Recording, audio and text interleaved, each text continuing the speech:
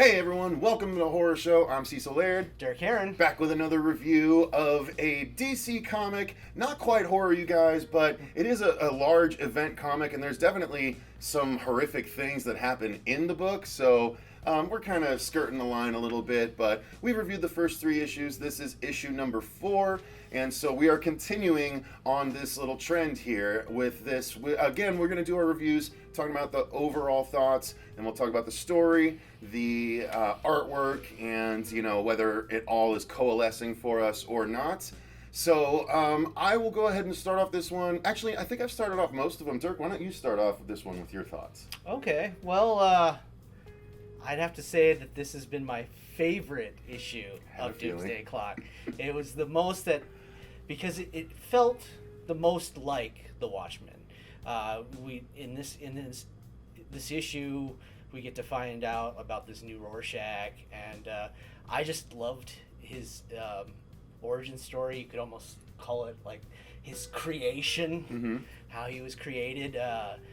But I don't know, man. I felt like this was the first time that they really kind of hit it when it comes to like the connection between the Watchmen and Doomsday Clock. I feel like Jeff Johns, just he definitely felt like he was in that state of mind like Alan Moore. So with this issue, and I don't know, man, I loved it. And as expected on my end, this was my least favorite issue. It's again the part I like least about this. I'm here for the DC, not for the Watchmen. And I'm for the other. Yeah, exactly. So I kind of figured that was going to be the case, because I even told Dirk, I was like, we need to review Doomsday Clock 4 for the first time. I was on top of it. I told him at the time, I'm like, I think you're gonna like it more than I did.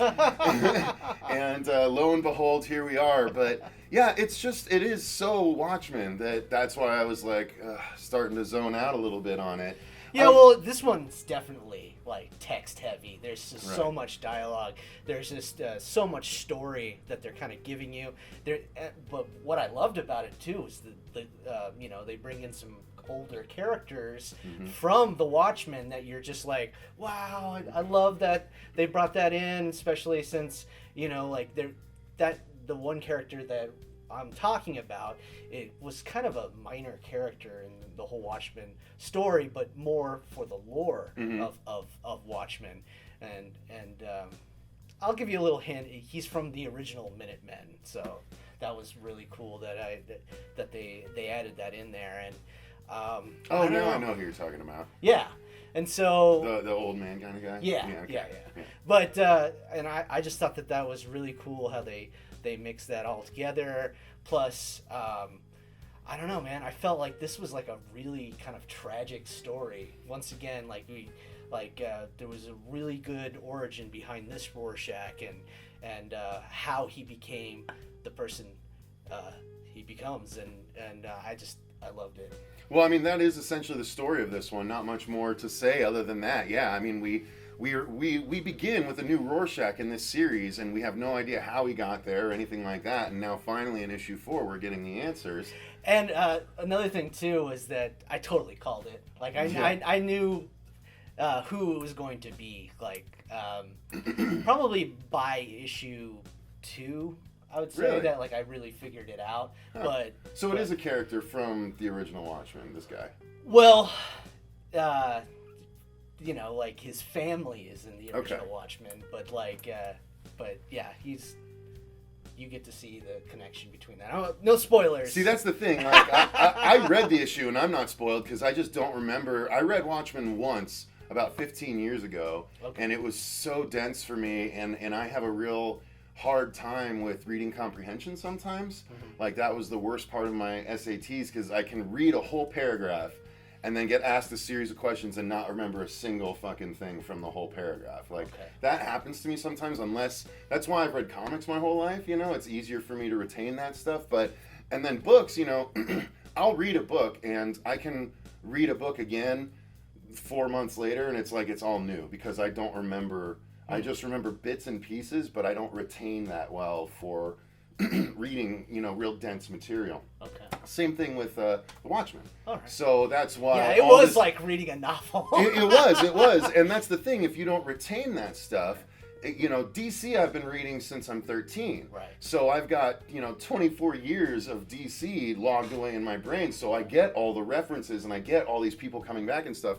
I didn't have that connection to Watchmen, so all of that stuff is lost on me in this book. It's been a while since I read the Watchmen, but that's what's so great about it is that like it does kind of like spark those like memories of the book for me, especially like the older character that we've kind of referenced.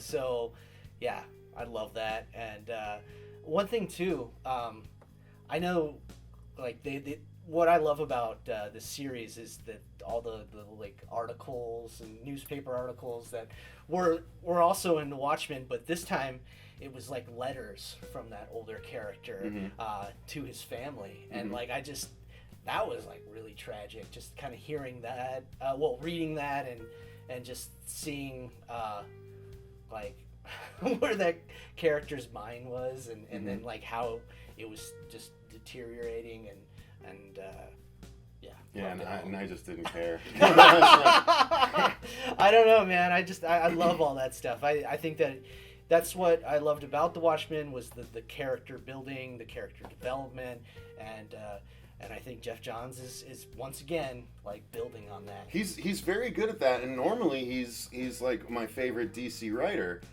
Because he's done so much stuff that I absolutely love with, Green Lantern and else, otherwise, both Batman and Superman. But this one, man, it's just, again, coming off of issue 3, I was really into it. Issue 3 was my favorite issue. And then this one, it's just not for me. So it's such a yo-yo, this series. It's such an up and down thing. This one definitely slows down where that first the third one was kind of. It was all. It's like I'm here for the Eminem show at this point. Right. Mime and Marionette. That's what I care about. Right. You know what I mean? Like that's and we didn't get any of that in issue 4. Yeah, but we also got to find out where Rorschach went. Yeah. And so and then them like just focusing on just Rorschach's subplot of what happened to him in issue 3.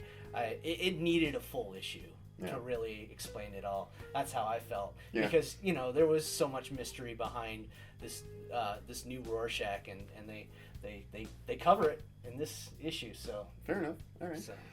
Now let's talk about the artwork. I mean, as usual, Gary Frank rather, right. Knocking it out of the park, and yeah. I mean that I never have a problem with. Right. Gary Frank's art is always impressive to me. Ever since I first caught wind of him with Midnight Nation all those years ago. Okay. That he did with J. Michael Straczynski. Okay. I love his crispness, and then he's done some other amazing stuff with Jeff Johns. Right, Batman Earth 1 is where I saw his well, work he did some really great Superman stuff. He did the story when Pa Kent died in the New 52 continuity. Okay. He's done just some really powerful stuff, man. Right. And so I really love Gary Frank. That's what honestly keeps me coming back in spite of the Watchmenity of it all. But still, I mean, you can't talk enough about the art.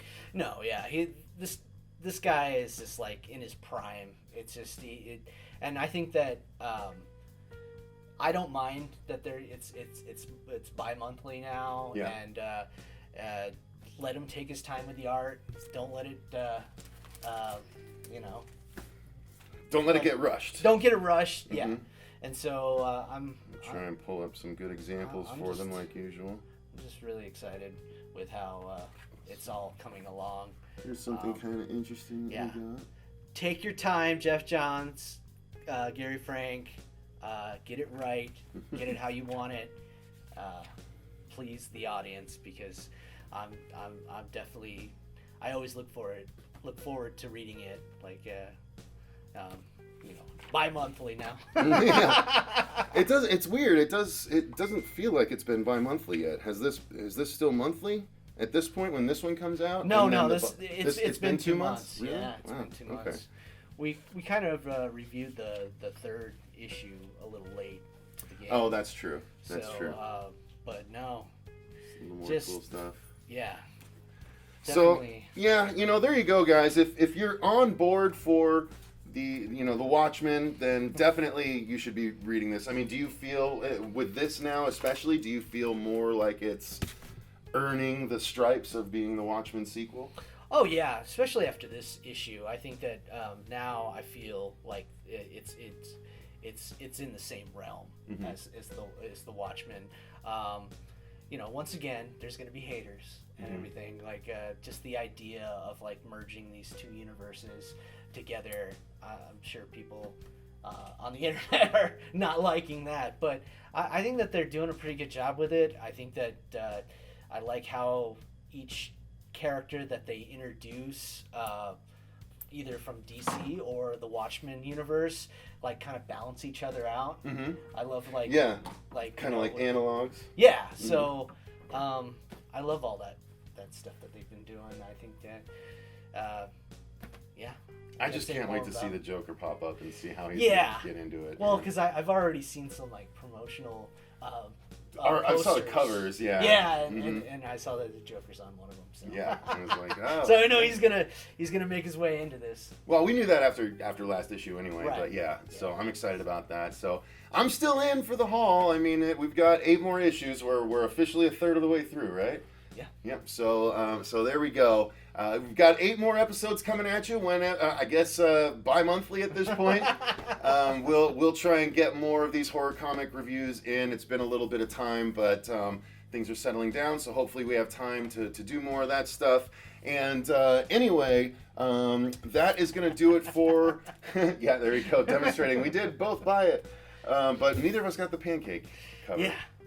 But anyway, guys, let us know in the comments down below. Are you at all interested in this? Are you reading these? What do you think about this issue? Did you enjoy it? Did you not? Let us know in the comments down below. Until next time, though, I've been Cecil Laird. Dirk Harron. And remember, stay scared.